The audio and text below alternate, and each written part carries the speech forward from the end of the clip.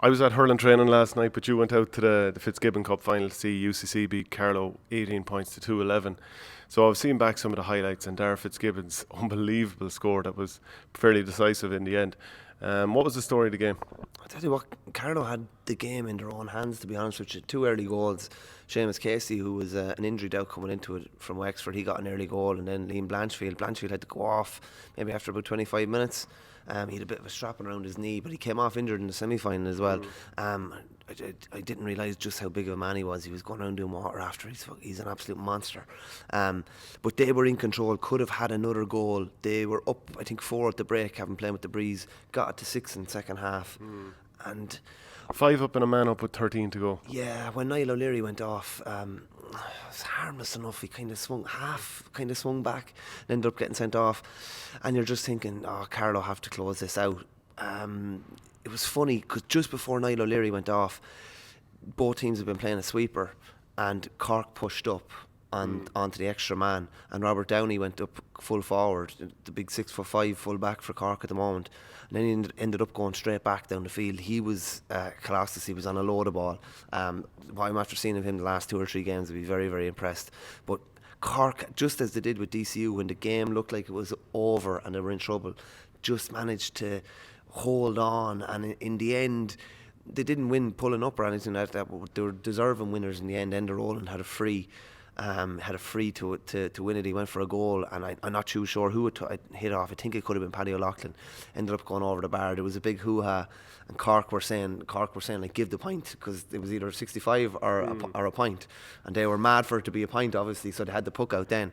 But yeah, UCC only got 1 goal throughout the whole of the Fitzgibbon Cup, which is remarkable. It sounds like Galway in the 2017 All-Ireland. Kind of, yeah. And they weren't overly impressed. They should have lost the semi-final. Sorry, I'm not saying they were unimpressive last night because I haven't watched it back yet, but they weren't impressive in the semi-final, but did dig it out brilliantly. They weren't impressive last night either, which is, I suppose, they always said that's a good sign of a team.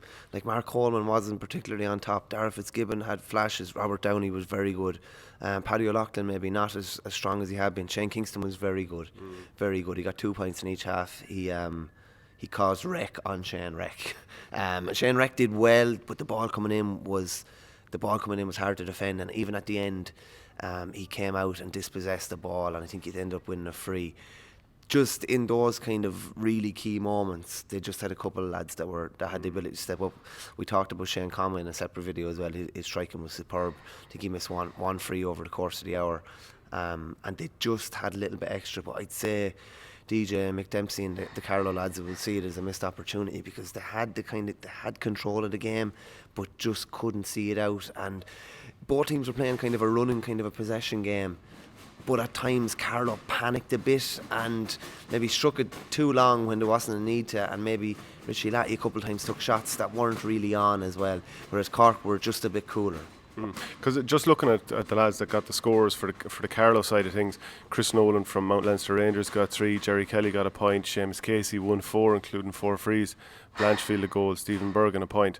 And just looking at the spine of that team, there's a fair Kilkenny twist with Jason Clear in the half back line. Richie Leahy and Luke Scanlon are named here as midfield.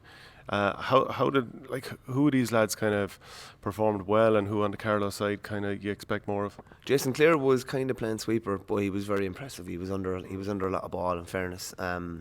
He looked very fit. He's had a couple of bad injuries in the last couple of years. Definitely looks like a lad that could push on maybe and make a push at county level at this stage.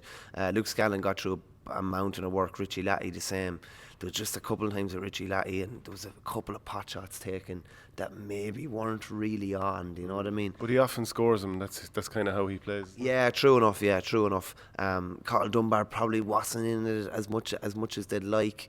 You know, they definitely see it as a missed opportunity. They were probably the better team for 45 to 50 minutes, but just didn't see it over the line.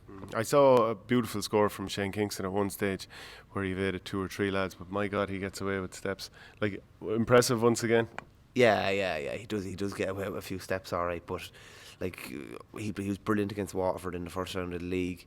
he wasn't particularly influential in the semi-final on Paddy Smith. He got a couple of scores, but he was brilliant last night. He was the one player that really kind of stood up. Him and Shane Conway were the two. And Robert Downey in the backs. For a big man, he's unbelievably nimble as well. He's I'm very impressed with what I've seen of him so far in the league and even in the Fitzgibbon as well. Yeah. Yeah, because last year, as I said, there was a couple of times when I wasn't blown away by him, but like the potential that's there, he's clearly growing into it at this stage.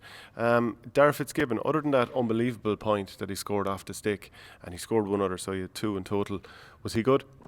I didn't think he was unreal. Now, to be honest with you, it's a funny one. His game is very kind of like Ben and Jerry O'Connor. It's very, very running based. I'd have a bit of a worry that if he picks up an injury or something like that and slows down at all, that Michael Owen vibe. possibly, yeah. And just like Ben and Jerry, once they hit a certain ceiling, it was very hard to keep it going because all your game is based on energy.